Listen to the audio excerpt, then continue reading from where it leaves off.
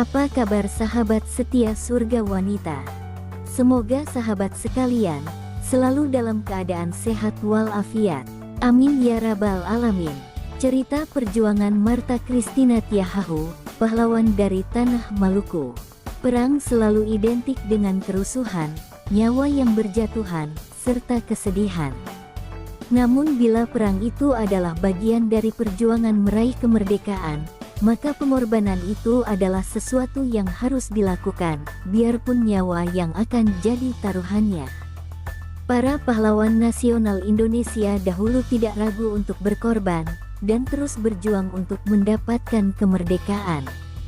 Salah satu pahlawan perempuan Indonesia, yang sudah berani untuk berjuang, dan ikut berperang merebut kemerdekaan adalah Martha Christina Tiahahu, remaja perempuan pemberani dari Maluku Tengah, yang sudah ditahbiskan sebagai pahlawan nasional termuda di Indonesia. Martha dari masih remaja sudah ikut berjuang memerangi penjajah Belanda. Cerita perjuangan pahlawan perempuan ini dimulai saat berusia sekitar 17 tahun, Martha Tiahahu dengan gagah berani ikut berperang melawan para penjajah di dalam medan pertempuran. Perempuan yang lahir tanggal 4 Januari tahun 1800 di Kampung Abubu, Maluku Tengah ini, merupakan anak perempuan tertua dari seorang kapitan yang bernama Paulus Tiahahu, pemimpin pasukan rakyat di wilayah Maluku. Biarpun masih sangat belia, ia diketahui sangat baik oleh para pejuang serta rakyat. Malah para tentara musuh tahu kalau Martha ini merupakan perempuan muda yang sangat berani, dan sangat memperjuangkan cita-citanya. Martha pun mendapat panggilan Sri Kandi dari wilayah Maluku.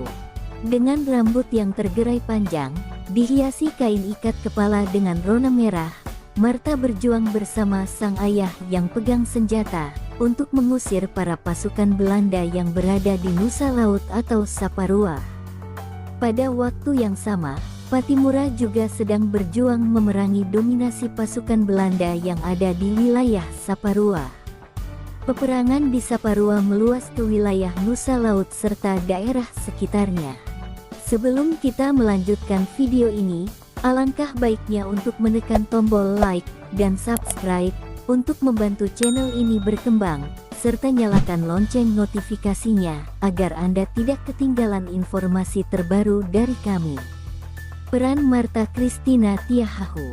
Martha Christina Tiahahu juga punya peranan dalam perang yang terjadi di wilayah Saparua, lebih tepatnya di Desa Ow, Maluku Tengah dalam mengusir tentara penjajah. Di tengah kebrutalan peperangan tersebut, sosok Martha memberikan semangat juang buat para tentara Nusa Laut buat melawan para penjajah. Teriakan semangat Martha sudah berhasil menaikkan semangat buat para perempuan yang ikut menemani kaum laki-laki di wilayah perang. Di waktu inilah Belanda melawan langsung para perempuan militan yang ikut berperang. Pada pertarungan tersebut, pemimpin pasukan Belanda yang bernama Richemont berhasil dibunuh oleh tentara Martha Christina Tiahahu. Dari segala sudut, para tentara Nusa Laut berhasil mengepung Belanda, dan teriakan mereka memecah udara serta membuat rasa takut pasukan Belanda. Pemimpin mereka ditaklukkan, membuat para pasukan penjajah jadi makin keras dalam memberikan serangan kepada rakyat Maluku. Pada tanggal 12 Januari tahun 1817, Komandan Belanda yang baru, Vermeulen Kringer, memerintahkan serangan umum terhadap tentara rakyat Indonesia. Peperangan yang sengit tidak bisa dihindari. Banyak korban yang gugur dari kedua kubu. Sampai satu titik saat tentara rakyat membalas serangan Belanda dengan lemparan batu, tentara Belanda jadi sadar bahwa persediaan amunisi tentara rakyat sudah habis. Kringer memberikan perintah untuk memberikan serangan lagi dengan bayonet terhunus. Tentara rakyat pun harus mundur dan berlindung di dalam hutan. Akhirnya seluruh wilayah Ulat serta Ow harus menerima kekalahan, semua daerah dibakar dan dijarah.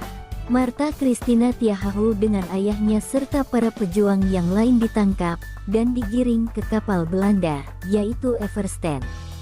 Di dalam Everstand, para pejuang ini, yang berasal dari wilayah Tenggara, berjumpa dengan sosok Patimura serta tawanan yang lain. Mereka diselidiki dan akhirnya diberikan vonis. Karena tergolong masih anak-anak, Martha akhirnya dilepas.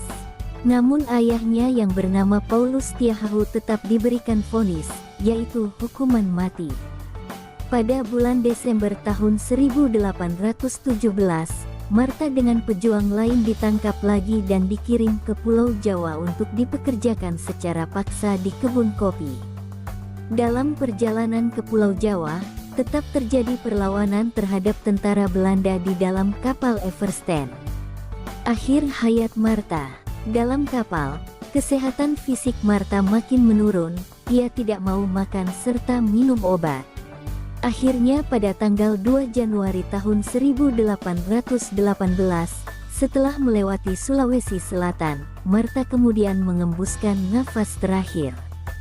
Jenazahnya diberikan sebuah penghormatan terakhir secara militer tepat di perairan Banda. Nama Martha Christina Tiahahu akhirnya ditetapkan sebagai sosok pahlawan nasional Indonesia pada tanggal 20 Mei tahun 1969 lewat surat keputusan Presiden. Sampai jumpa di video terbaru kami berikutnya, dan bantu channel ini untuk terus berkembang dengan menekan tombol like dan subscribe. Terima kasih banyak atas waktunya.